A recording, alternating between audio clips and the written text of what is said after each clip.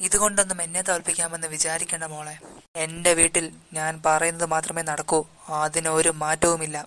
എന്റെ വീടായി പോയി, അല്ലെങ്കിൽ ഞാൻ തുടക്കില്ലായിരുന്നു. ഇനി പോയി തുടയ്ക്കാം.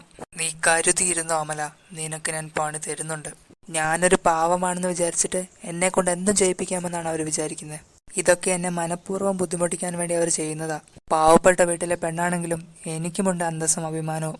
തള്ളയ്ക്ക് അറിയില്ല. കൂടുതൽ കളിച്ച ഞാൻ വനിതാ കമ്മീഷനിൽ പരാതി കൊടുക്കും. പിന്നെ പോയി അഴിയെണ്ണ. അങ്ങനെ വരാൻ സമയമായല്ലോ. ഇപ്പൊ വരുമായിരിക്കും. എന്റെ മോൻ എന്തായാലും എന്നോട് കുറച്ചെങ്കിലും സ്നേഹം കാണും. ഇന്ന് കുറച്ച് അഭിനയിക്കാം. അവൾക്ക് നല്ലത് കിട്ടണം. അവള് കറി മറിച്ചിട്ടെന്നും എന്നെ കൊണ്ട് തുടപ്പിച്ചെന്നും പറയാം. അങ്ങനെ ആവുമ്പോ നല്ലത് കിട്ടും. എന്റെ മോനും മരുമോളും ഇപ്പൊ അങ്ങനെ സന്തോഷിക്കണ്ട.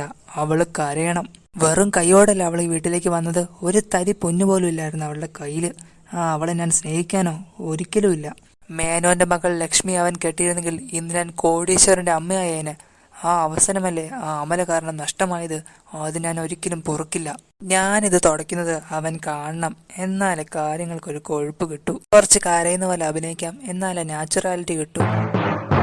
പണിയെടുത്ത് മനുഷ്യന് നടുവൊടിഞ്ഞു. എന്നെ ഇവിടെ സഹായിക്കാൻ ആരുമില്ല. ഈ വയസ്സാം കാലത്ത് ഞാൻ തന്നെ ഇതെല്ലാം ചെയ്യണമല്ലോ. ഒരു മരുമോളുണ്ടായിട്ട് എന്താ കാര്യം? എന്തെങ്കിലും പ്രയോജനമുണ്ടോ? എന്റെ ഈ ബുദ്ധിമുട്ട് കാണാൻ ആരും ഇല്ലല്ലോ ഈശ്വര. ഞാൻ പിന്നെ വിളിക്കാം. വീട്ടിൽ ചേട്ടൻ വന്നു. ഓക്കേ. ചായ കുടിച്ചോ അമല? ഇല്ല, ചേട്ടൻ വന്നിട്ട് ഒരുമിച്ച് കുടിക്കാന്ന് വിചാരിച്ചു. ഞാൻ പോയി ഇപ്പൊ ചായ എടുക്കാം. ഇന്നൊരു ദിവസം ഞാൻ ചായ എടുക്കാം. എന്ന് നീ തന്നെയല്ലേ എടുക്കുന്നത്? അതൊന്നും വേണ്ട ചേട്ടാ. അമ്മ കണ്ട എന്തെങ്കിലുമൊക്കെ പറയും. എന്നെ ആയിരിക്കും പറയുന്നത്. അമ്മയോട് പോയി പണി നോക്കാൻ പറ.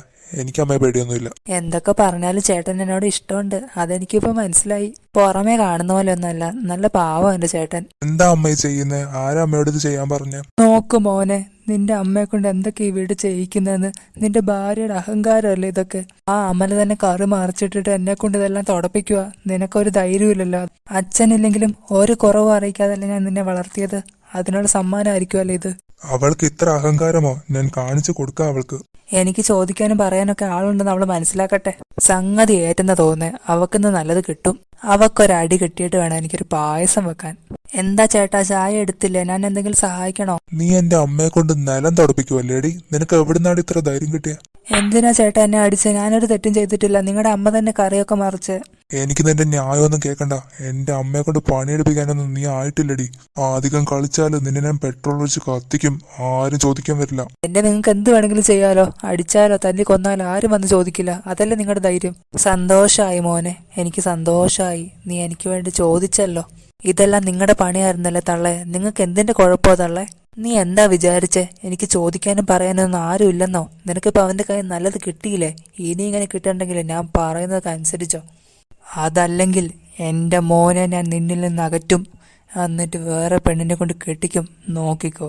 എനിക്കൊരവസരം കിട്ടും. അപ്പൊ ഞാൻ ഇതിനുള്ള മറുപടി പറയാം. അയാൾക്ക് എന്നോട് ഒരു സ്നേഹവും ഇല്ല. അമ്മ പറയുന്നത് മാത്രം അയാൾക്ക് വിശ്വാസം. ഇവിടെ നിന്ന് എന്ന് മാറുന്നോ അന്ന് എനിക്ക് സമാധാനം കിട്ടും.